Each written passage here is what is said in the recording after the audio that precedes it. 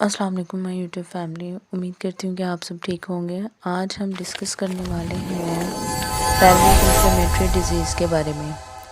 यानी कि pelvic inflammatory disease क्यों होती है, इसके क्या क्या रीज़न्स हैं, इसकी वजह से क्या क्या प्रॉब्लम्स फेस करना पड़ती हैं और ये कौन से बैक्टीरिया की वजह से होती है, इसका यानी कि किस हद तक जो है ये फ़ीमेल बॉडी को डैमेज कर सकती है,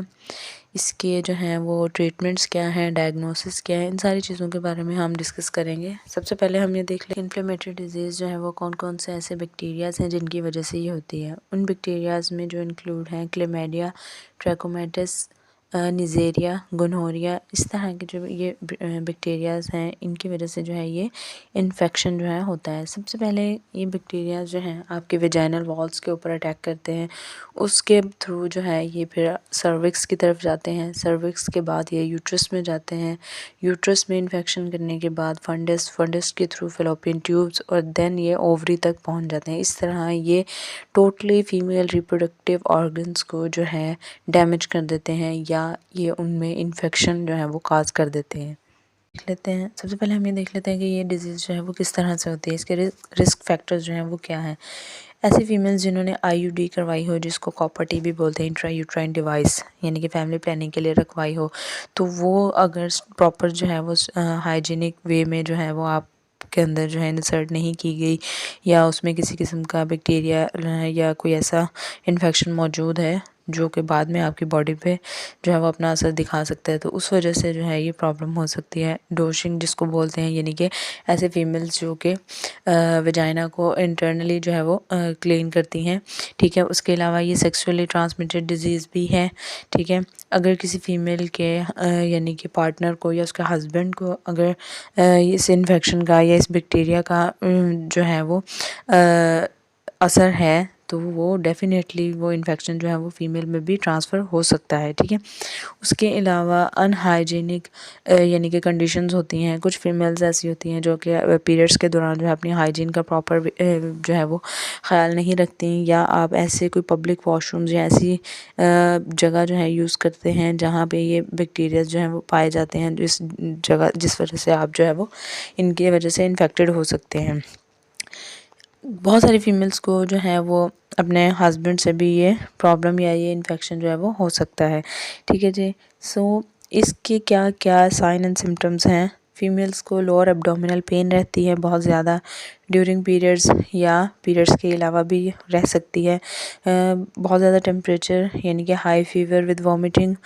हो सकता है, ठीक है। कुछ फीमेल्स को वजाइनल डिस्चार्ज ऐसा होता है कि उसकी फॉल स्मेल होती है, बहुत गंदी स्मेल होती है, ठीक है जी। आपको यूरिन करते हुए बहुत ज़्यादा पेन फील होती है, पेनफुल यूरिनेशन, पेनफुल इंटरकोर्स, यानी कि आपके हस्बैंड के साथ जब आपका रिलेशनशिप होता है तो उसमें आपको बहुत ज़्यादा पेन फील होती है, या समटाइम्स जो है वो आपको ब्लड भी उस दौरान जो है वो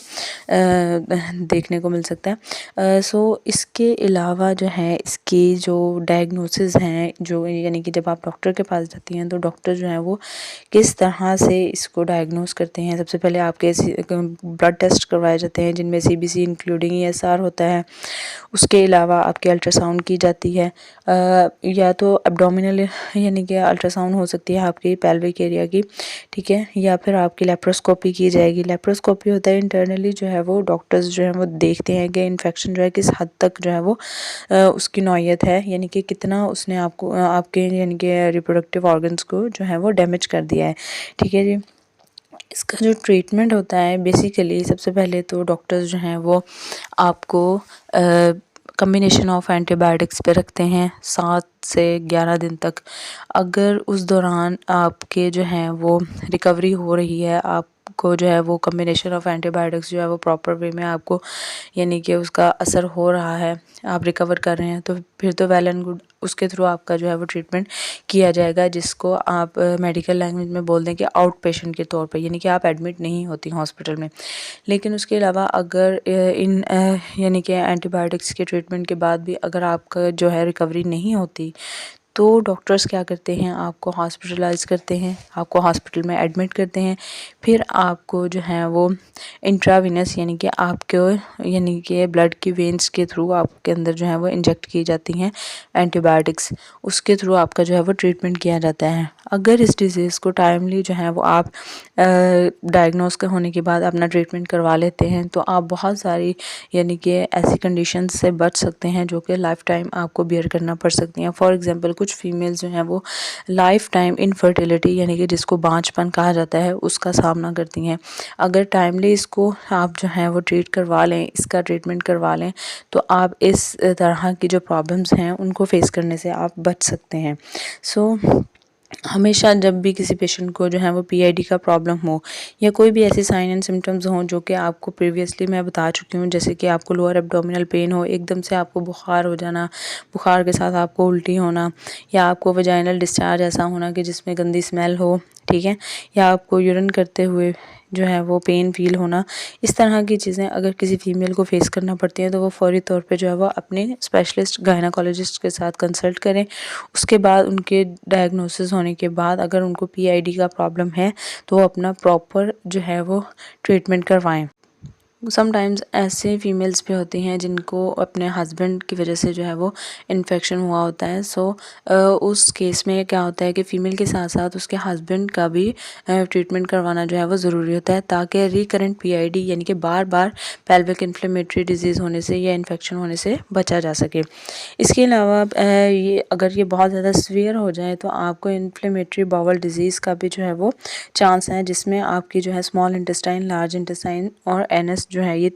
आपके जो जीआईटी के ये तीनों ऑर्गन्स हैं ये भी सीवियरली जो है वो इन्फेक्टेड हो जाते हैं, इनमें इन्फ्लेमेशन हो जाती है और आपको बहुत ज़्यादा सीवियर पेन हो सकती है, या आपके स्टूल में भी बहुत ब्लड आना शुरू हो जाता है, या आपको पेनफुल स्टूल जो है वो आप पास करते हैं। ठीक है, इस तरह की कंडीशंस हैं। इनको अगर टाइमली आप जो है वो ट्रीट करवा लें, अपना ट्रीटमेंट करवा लें, तो आप बहुत ज़्यादा यानी कि हाईली जो रिस्क की प्रॉब्लम्स हैं या आप कह लें कि अलार्मिंग कंडीशंस हैं जो उनसे आप बच सकते हैं।